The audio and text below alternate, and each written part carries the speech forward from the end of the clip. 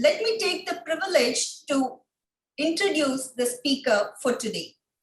Dr. Luis Zugno has the career experience of over 45 years in the leather industry. He had his education in chemistry, chemical engineering, and PhD in leather technology from the University of Cincinnati. He had been the lecturer in leather schools in Brazil and used his education and experience to advance the technology and science of leather manufacture worldwide. His experience includes product development, project management, scientific work, and hands-on leather manufacturing in large tanneries. To name a few, Prime Tanning Rochester, USA, Changshu Medayang Leather, China, and Pfister & Vogel, Milwaukee, USA. He has made extensive work around the world, making leather, providing technical support for tanners, problem solving, providing technical courses, and presenting research. He had been actively the member of leather organizations, and currently he is the president of IULTCS and member of the management board of Leather Naturally. At Leather Naturally, educational articles and presentations are created to promote the beauty, sustainability, versatility, and quality of leather. He also works at Buckman in Memphis, Tennessee, USA on global innovation for leather. May I now request Dr. Luis Zugno, President IULTCS, to deliver the 53rd B.M. Das Memorial Lecture on Leather Future. Can we get there from here? Please, sir, over to you. Thank you very much. Good afternoon, ladies and gentlemen. Greetings from Memphis, Tennessee. Thank you, Dr. Siran, CSIR-CLRI, for inviting IULTCS to participate in the 74th CSIR-CLRI Foundation Day celebration. You all should be proud of this achievement and getting ready for the 75th Foundation Day next year. It is a great honor to present the 53rd B.M. Das Memorial Lecture. I will start my presentation talking about the collagen. Actually, the hides and skins contains collagens. And those are the building blocks of they are macromolecules, very complex. And collagens have some properties such as very high resistance to alkalis, acids, and a capability to bound water that is unbelievable. As a matter of fact, when we finish the leather, we still have to keep some moisture.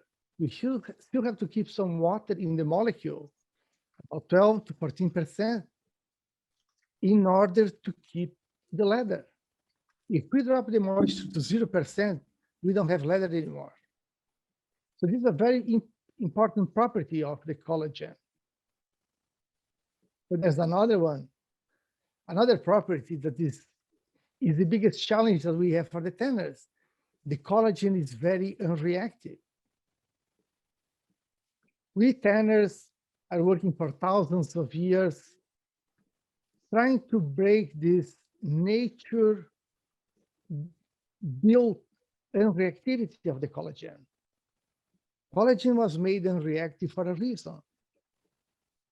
And we as the tanners, for thousands of years, today and tomorrow, still have the challenge to make the collagen stable.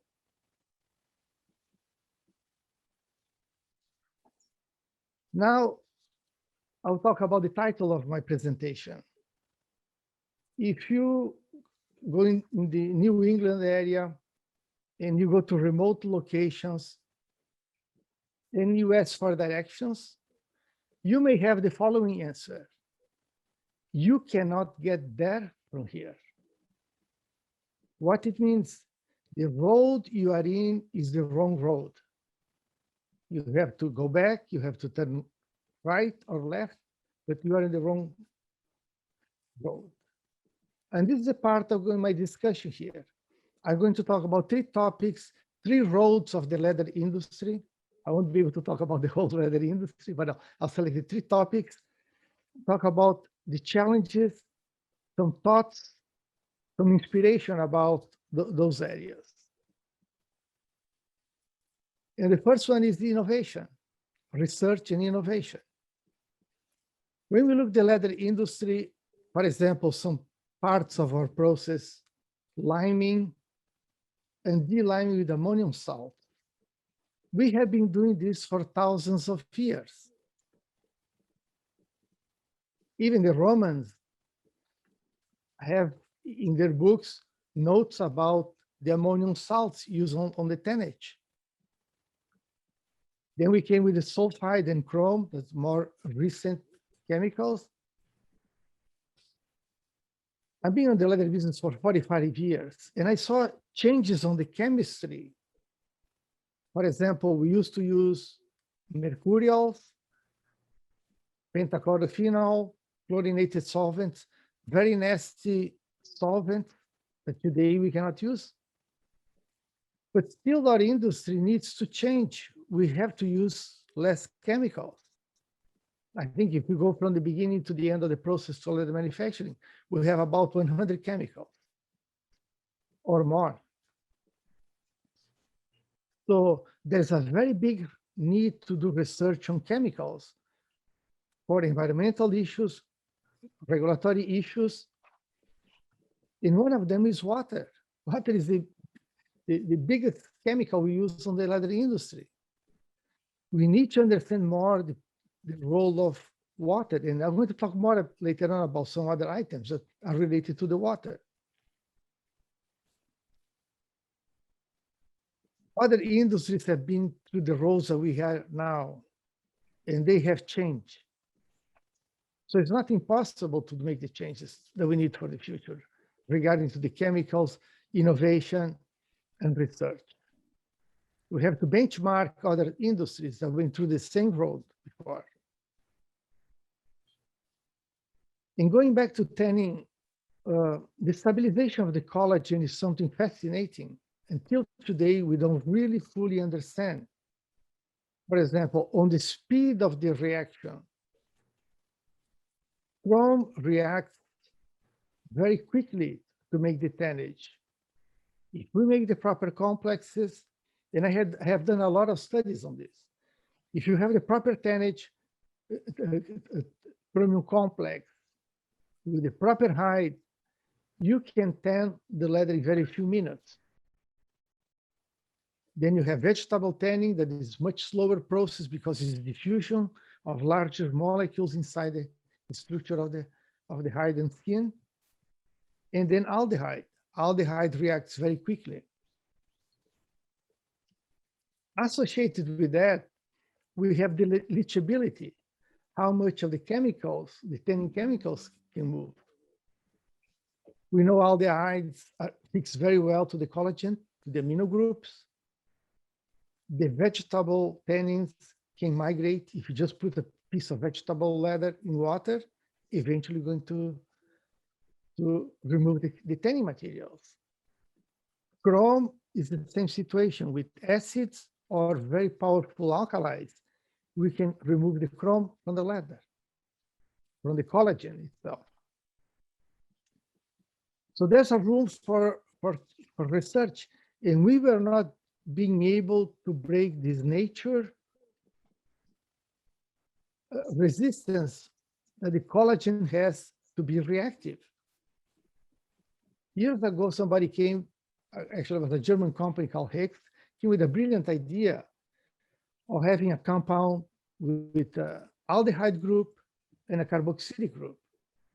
And the idea at that time was to react the aldehyde with the amino groups so we could have more carboxylic acids available to the collagen. We have not evolved on this area. Finally, the product was not available anymore. But we have to think more about those different ways of making the reaction. Maybe an amphoteric compound that can bind part with the amino groups and part with the carboxylic groups. Those are the challenges we have for the future. That's the challenge we have, as I said, fighting with nature that wants the collagen to be non-reactive. On return, we have a kind of different scenario. When I talk about return, I talk about the chemicals for retainage. We use the vegetable extracts for thousands of years. Then we have the synthans are from 1940s. Acrylics from 1970, 1980, including the polymeric retaining catalytic systems. That's 1980 technology. Since then, we have not made anything new on retaining. I think there's a room for natural products, biodegradable products to put in retaining. But I have a kind of, I think I'm comfortable thinking the whole process from the wet blue, for example, until the end of cat liquoring. We put so many chemicals. It's unbelievable the amount of chemicals we put in the system. If you take 1 kilo of shaved weight hide leather, we will put about 700 to 1,000 grams, and sometimes even more, from deliming, from desacidification until the end of the process. Again, 1 kilo of leather, 1 kilo of chemicals. But our leather contains 60% of moisture. So actually, we have 400 grams of leather, and we're going to put 1,000 grams of chemicals. And most of those chemicals are not going to react with the leather. They are not going to be part of the leather. They are only auxiliaries. So I believe it should be a better way of making this. And maybe we have to start with the tannage. The tannage maybe is too poor that we have to fill all the leather later on with the retaining. What I see are all opportunities. We need to break those paradigms and make things different. And that's the only way we're going to survive. That's why we need the research. I always bring something for my speak. This is chamois leather from one. This is made on the pickle. The skin is scraped. Then we have tannage with fish oil. And this is the closest thing we can have to a perfect leather. Because the fish oils makes the tannage, retaining, cat liquor, and even dye gives the color. It is what it is, but on those properties, this is almost a perfect leather. And this is 100% biodegradable. I have this leather piece for more than 20 years. And I know the moment we're going to put on the soil, this is going to be 100% biodegradable. So what can we learn from the chamois? This is one of the examples that we have. We need to get more. Next topic is about finishing. We make sometimes the leather biodegradable in some extent, but then we put a very heavy finish, very highly cross-linked. And what happens? Leather is not biodegradable anymore. If you put on the soil, the leather portion of itself is going to degrade, but the finish is going to remain. And the finish is going to have the same type of degradability of the polyurethane. Very tough to break down in nature. Before we had some top coats with nitrocellulose, for example, biodegradable. Same thing with the protein finishes we had. So it's another area that we need to work as an industry to break those paradigms. A lot of research I see on the industries is what I call cosmetic. They're not innovations that are going to bring us something different to the leather industry. For a lot of reasons, those researchers never come to the tannery because of cost, because of the time that needs to develop, or also for regulatory issues. So we are struggling to get new chemicals, new technologies with the type of research we are doing. We need to have more applied research. And when I talk research, it's not about chemistry only. We have to put equipment also. And we have to move our industry also to the 4.0 industry, like Mr. Hussein was talking about. We need to change, we have to put the leather industry on the same context of other types of industries. So that's the second part about, first part about research.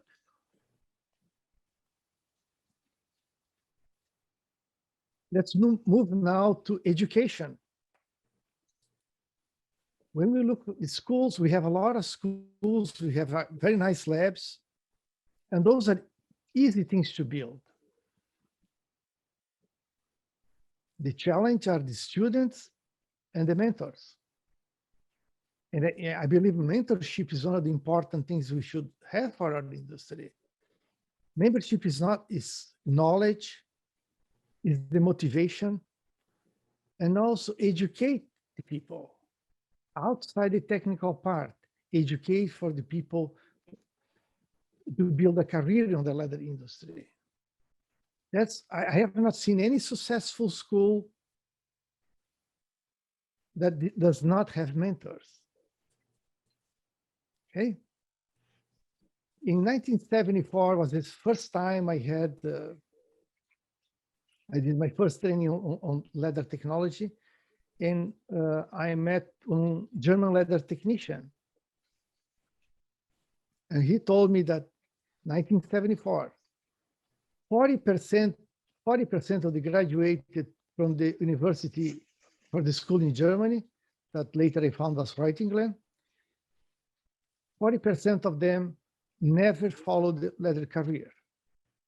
And I could not understand how it was possible that somebody go to one of the best leather schools and don't go to the leather industry. 1974 was a golden age for the leather industry in Europe and all over the planet. And students concluded the degrees and decided not to go to the leather industry. And this challenge we still have. And we need to overcome this challenge in order to move forward in our industry. So we have places for the educated people in the universities, in the industry, on the tanneries, and the chemical industry. Today, most of the tanneries are bringing chemicals with no knowledge about leather, different types of engineer to bring different types of qualifications to the industry, but still lack the building block of having a tanner, the knowledge of the chemistry of the leather. So no education, we have no research. To go back to the first point that we had before, how are we going to change our industry? How are we going to bring the innovation without research?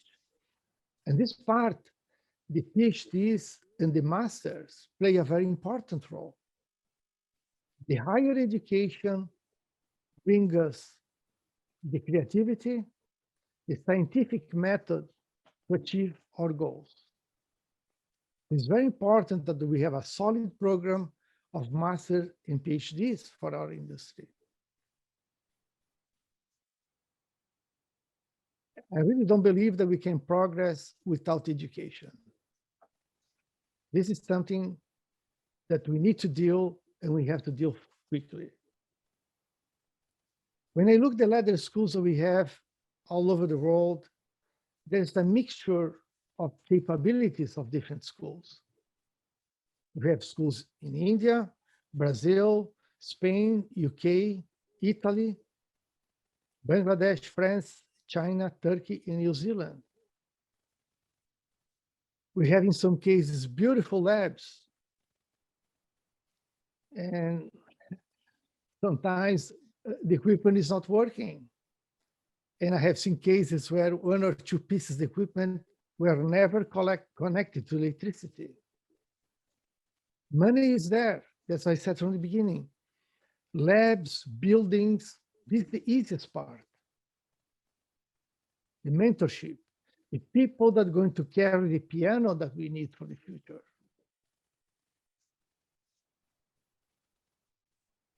And IULTCS is a part of this education and also research. We have a lot of activities going on, as you can see. This year we have the Congress in Ethiopia. Next year we're going to have Congress in Italy and New Zealand. Then we have China and France.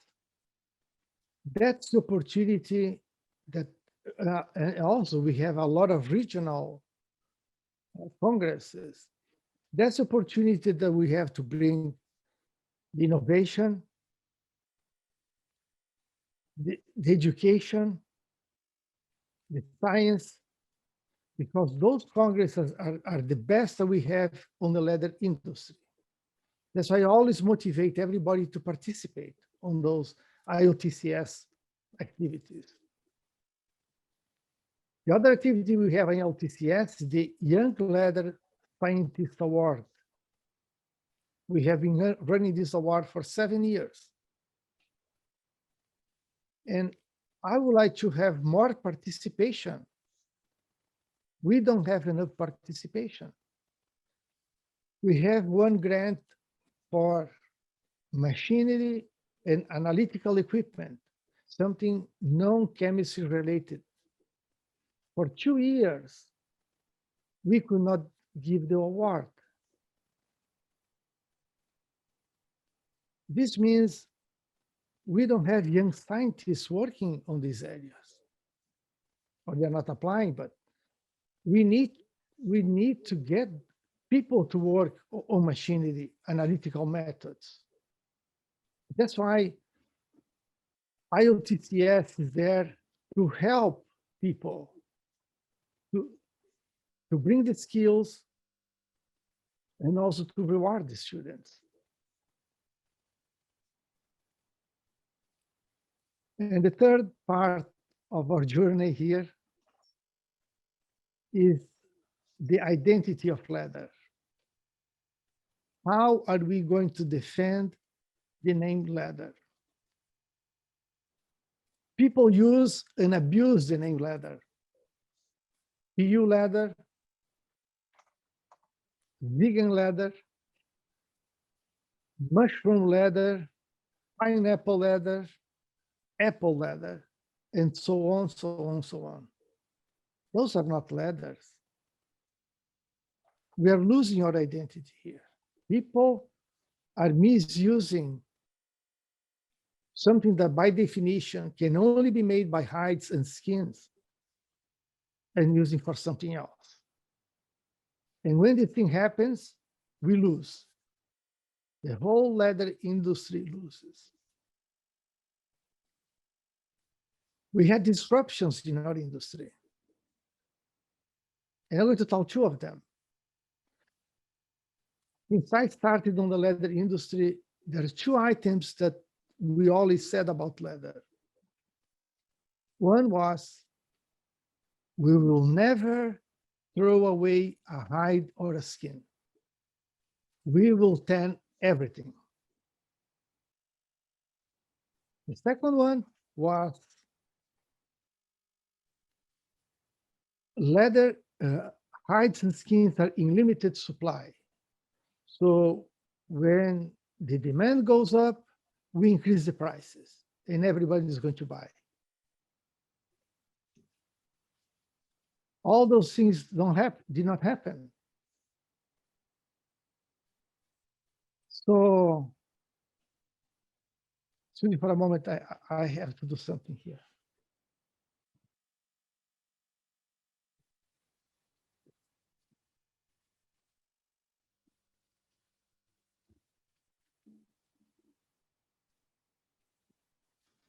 Sorry. So those two truths that we are saying did not go through. In the last years, millions of hides and skins were thrown away. And the hide prices went up until they climbed so much. So we had a huge disruption in our industry.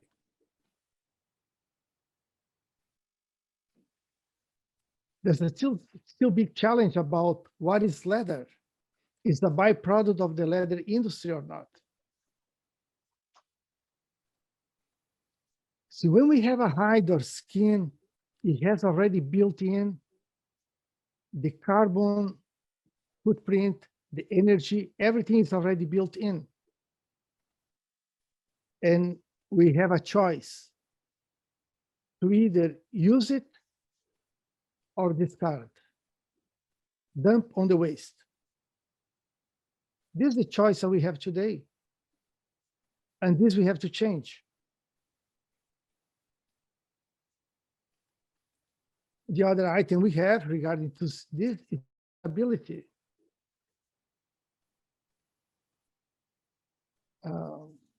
We don't have enough data about sustainability of leather. We are building. Other industries are much ahead of us. So we need to build this capability of making this sustainable data.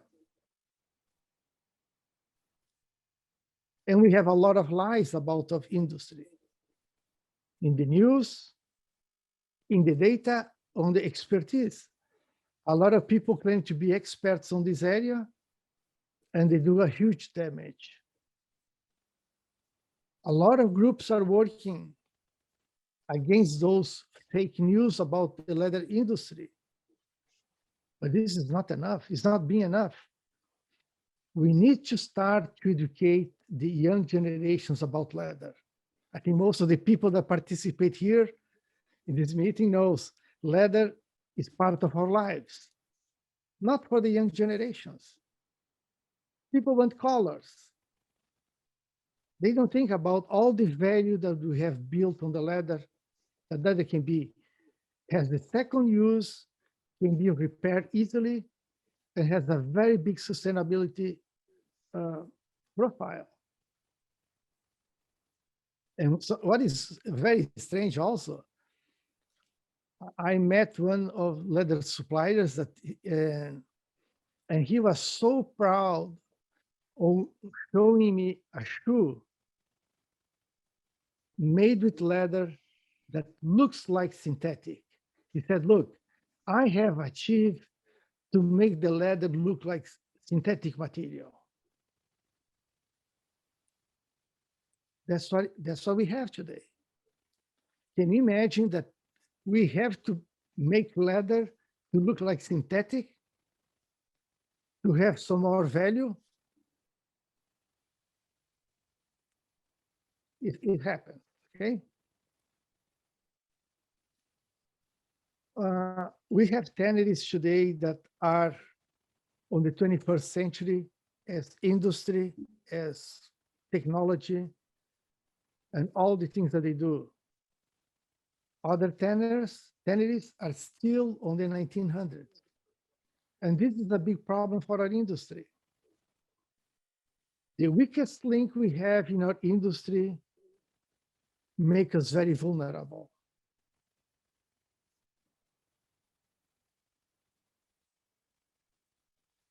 The tanneries are very highly regulated. People think that the tanneries are not highly regulated. They're very, very highly regulated.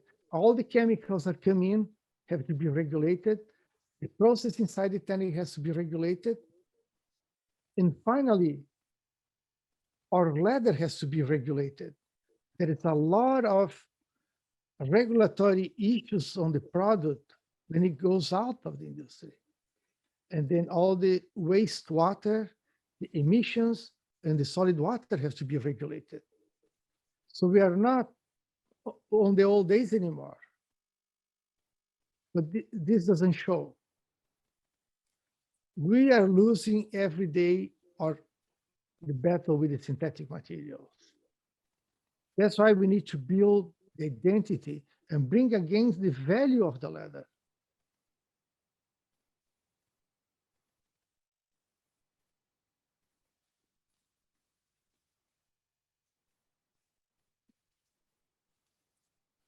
When we talk about sustainability, one of the issues we have is about the allocation of the hide.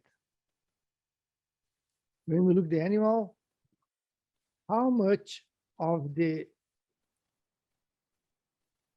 animal, part of the animal is allocated to the hide or skin. And we don't have this number yet. And maybe it's not going to be one number. It's going to be a series of numbers based on different conditions that will have the allocation. And this allocation is very important for calculating the carbon footprint, the life cycle assessment of the leather. This has to be done.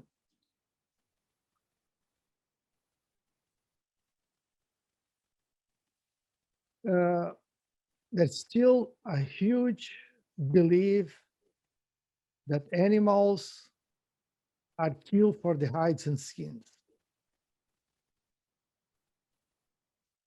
And for a lot of reasons, we cannot remove this line.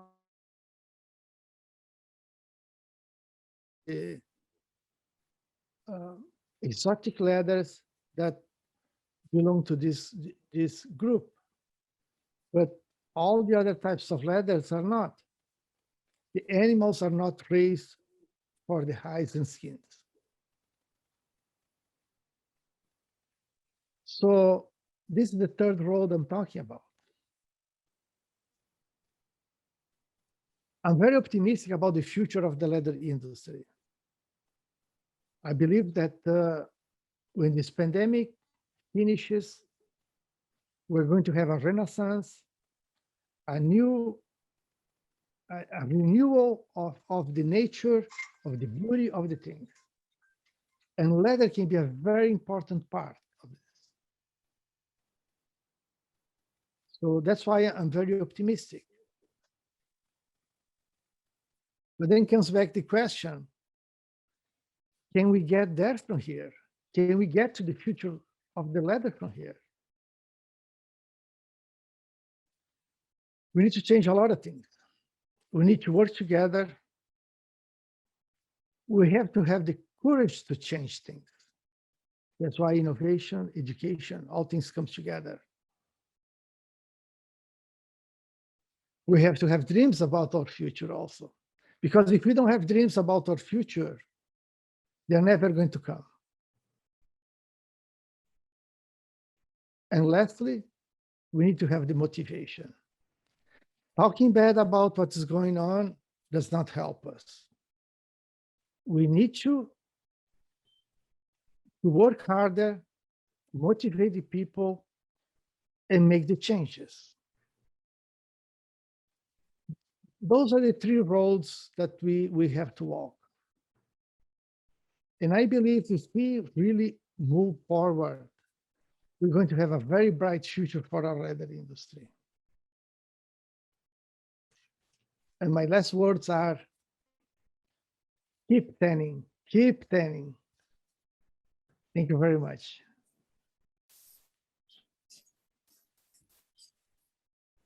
Thank you very much, sir, for the inspiring and thought-provoking technical lecture highlighting the challenges before us in leather making and leather education. The challenges give scope for opportunities. So that leads to research and innovation with special focus on leather education, human resource development, and it is our responsibility to showcase the special identity of leather for the generations to come and work towards the sustainability. Thank you, sir. Thank you once again. Now I would like to invite Dr. KJ Sriram, Director CSIR-CLRI, to read out the citation, please. Thank you, Shakila. It was a wonderful lecture, and let me read out the citation. The B.M. Das Memorial Lecture 2021, CSIR Central Leather Research Institute, citation. Whereas CSIR Central Leather Research Institute has established the B.M. Das Memorial Lecture as a special lecture during the CSIR-CLRI Foundation Day, and whereas Dr. Luis Zugno, President IULTCS, has acquired respect and admiration as an outstanding researcher in the field of leather and leather chemicals. With more than 45 years of dedicated service to the leather industry, he has used his education and experience to advance the technology of science of leather manufacture worldwide. Whereas he has delivered the B.M. Das Lecture 2021 in a manner befitting the values of the contributions of the founder director of CSIR-CLRI, and wherefore the Institute, on behalf of the Indian leather sector, wishes to express its sincere appreciation for his valuable and stimulating contribution to the leather sector. Thank you, Dr. Zugno, for the wonderful lecture,